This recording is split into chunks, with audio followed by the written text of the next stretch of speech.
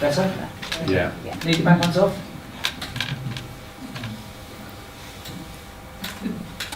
I can pretend I'm talking to an empty room. So when Steve, I was talking to him about giving this talk, I kind of had this fear that most people in the audience would probably know more about triathlon than I do, because I still feel like I'm always learning new stuff about it, and I'm always asking questions. So what I thought I would do is just stick to what I know and kind of take you through kind of me starting out in triathlon and racing as an age grouper, and then turning professional, and then to today. But I thought I'd go back, way back, longer than I care to remember, but to when I was a swimmer, and that's my background. And coming from a swimming background has the obvious advantage that I knew how to swim when I took up triathlon, and that's not something I take for granted, because I know for a lot of people coming to the sport later on, the swim is the really tough one to nail, because it's so technique based. But I think my swimming background actually it had other benefits as well, and one of them was the real discipline of training that comes with swimming. This is just a typical day, and so life was pretty regimented, and I think anyone who swam as a youngster knows that there was very little, you weren't going out with your friends in the evening, there was a strict schedule to follow. But I really loved training, and it was never a chore to me. Some of my friends had to kind of be cajoled to morning training, and I was always kind of in negotiation with my parents to let me do an extra morning swim session. And I loved the racing too, but my real love was the training. And then as I kind of got a bit older, I kind of reached about 17, and then I just quit swimming. And the reason I quit it, most people assume it was because I found boys in the pub and nightclubs, but I think the real reason was that I was approaching competitions and with a kind of almost a dread, and I would be stood on the blocks thinking, oh, what if I don't do the time I want to do, or what if so and so beats me? And I wasn't making the connection between all the hard training I'd done, which should mean that I would have a good race, and I just felt fear, and I thought, well, what's the point in doing this? And I just kind of turned my back on the sport.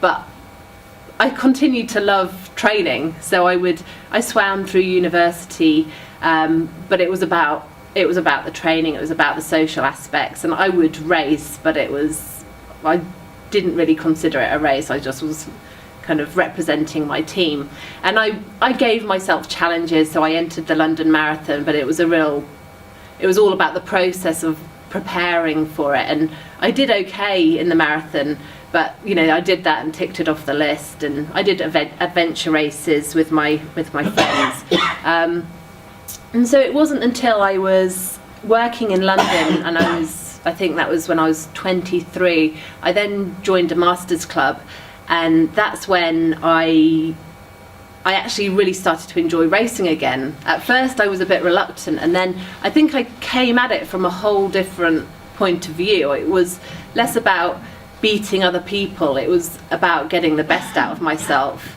and that meant I could enjoy competition again.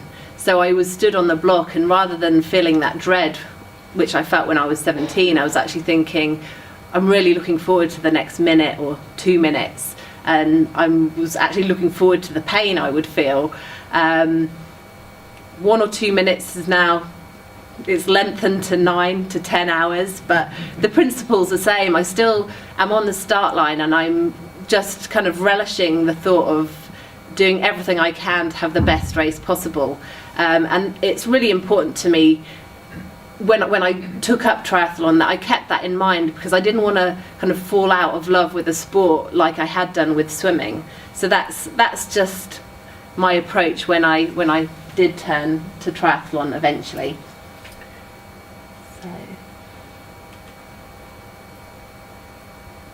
So I turned to triathlon in 2005. I dabbled a little bit before.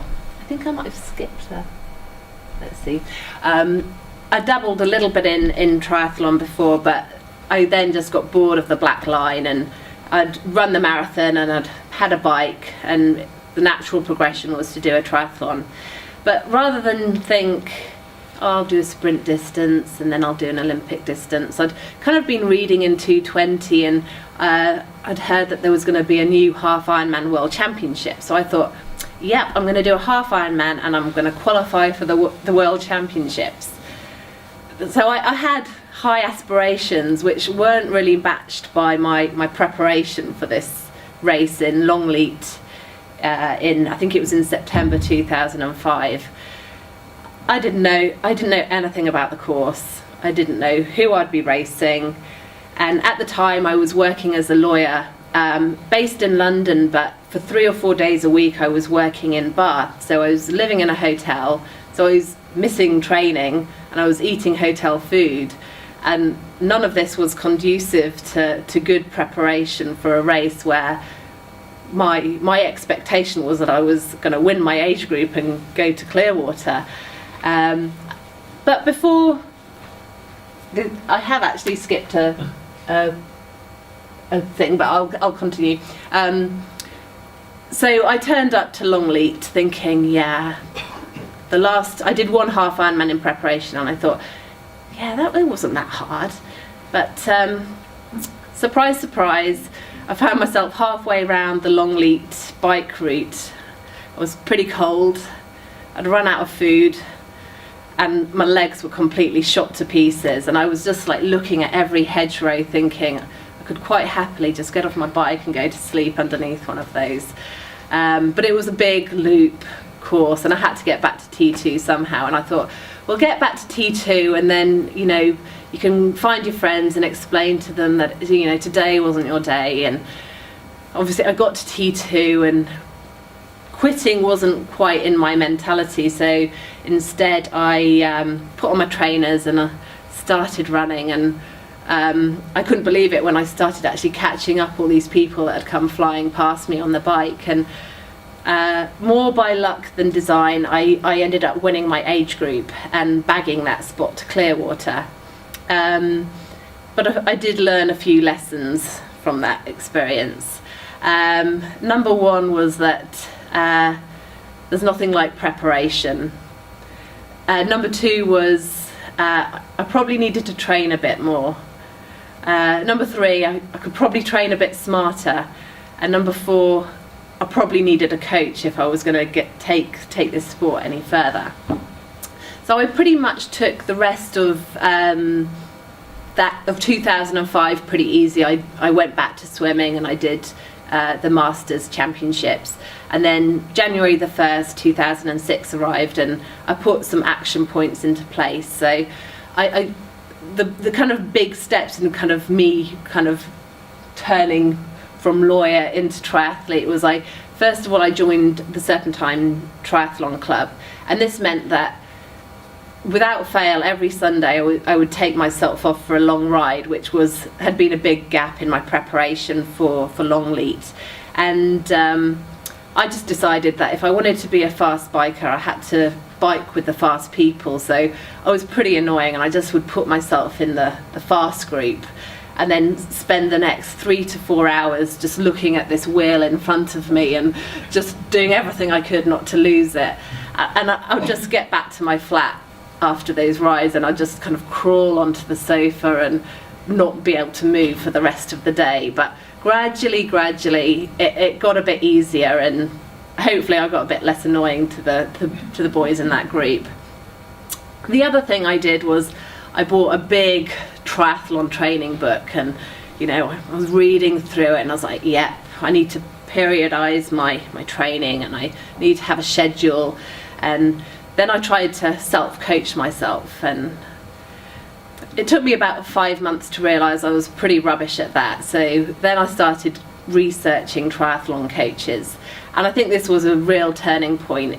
By now it was June 2006, and Clearwater, the World 70.3 Championships were in November, and I started working with Richard Jones, and he was my coach for the next probably 2.5 years, maybe 3 years, and he just completely changed my approach.